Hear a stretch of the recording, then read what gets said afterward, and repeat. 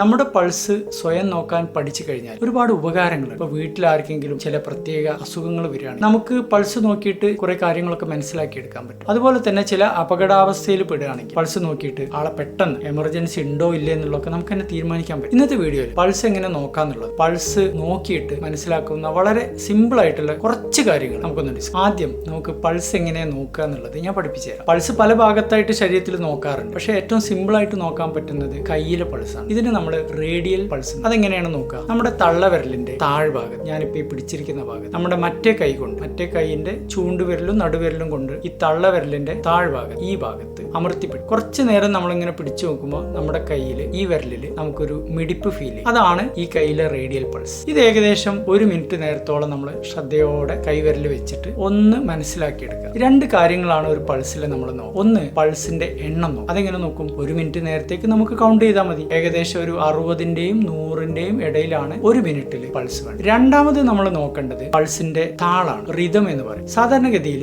ഏതൊരു വ്യക്തിയുടെയും പൾസ് വളരെ റെഗുലർ ആയിരിക്കും. എന്ന് വെച്ചാൽ ഓരോ സെക്കൻഡിലും ഓരോ മിടിപ്പ് എന്നുള്ള രീതിയിൽ നമുക്ക് ഫീൽ ചെയ്യാം. ഒരു താളക്രമം ഉണ്ടാവും. ഇത് നഷ്ടപ്പെടുന്നുണ്ടെങ്കിൽ ഹൃദയമിടിപ്പിന്റെ പ്രശ്നമായി. ഇതെങ്ങനെ മനസ്സിലാവും? നമ്മൾ കൈ ഇങ്ങനെ പിടിക്കുമ്പോൾ നമുക്ക് ആ മിടിപ്പ് ഒരു താളം തെറ്റിയ പോലെ നമുക്ക് ഫീൽ ചെയ്യാൻ പറ്റും. അങ്ങനെ ഉണ്ടെങ്കിൽ ഉടനെ നമ്മൾ ഒരു ECG എടുക്കാം. അതല്ല, പൾസ് താളം തെറ്റി ഇടിക്കുന്ന സമയത്ത് ആൾക്ക് ബോധമില്ലെങ്കിൽ തീർച്ചയായിട്ടും എമർജൻസിയിലേക്ക് ഉടനെ കൊണ്ടു. ഇനി പൾസ് നോക്കിയാൽ നമുക്ക് മനസ്സിലാവുന്ന 2-3 ഉപകാരങ്ങൾ നോക്കിയാൽ ഏറ്റവും പ്രധാനം ഹാർട്ടിന്റെയും രക്തക്കോയിലുകളുടെയും ആരോഗ്യം മനസ്സിലാക്കുക എന്നുള്ളതാണ്. പ്രധാനമായിട്ടും മിടിപ്പിലെ താളം തെറ്റലുകൾ ഉണ്ടെങ്കിൽ നമുക്ക് മനസ്സിലാക്കാൻ പറ്റും. അതുപോലെ തന്നെ പൾസ് കുറവാണെങ്കിൽ രക്തോട്ടം കുറവാന്നുള്ളതും നമുക്ക് മനസ്സിലാക്കാൻ വേണ്ടിയിട്ട് സാധിക്കും. നമ്മുടെ വീട്ടിലാർക്കെങ്കിലും നെഞ്ചുവേദന ഉണ്ട്, ആ സമയത്ത് പൾസ് പിടിച്ചു നോക്കുമ്പോൾ മിടിപ്പ് വല്ലാതെ കൂടുന്നുണ്ട്, അതല്ലെങ്കിൽ മിടിപ്പിന്റെ ശക്തി വളരെ കുറവാണെങ്കിൽ അതിനർത്ഥം ഹാർട്ട് ഫെയിലിയറിലേക്ക് പോയി എന്നുള്ളതാണ്, കാർഡിയോജനിക് ഷോക്കിലേക്ക് പോകാന്നുള്ളതാണ്.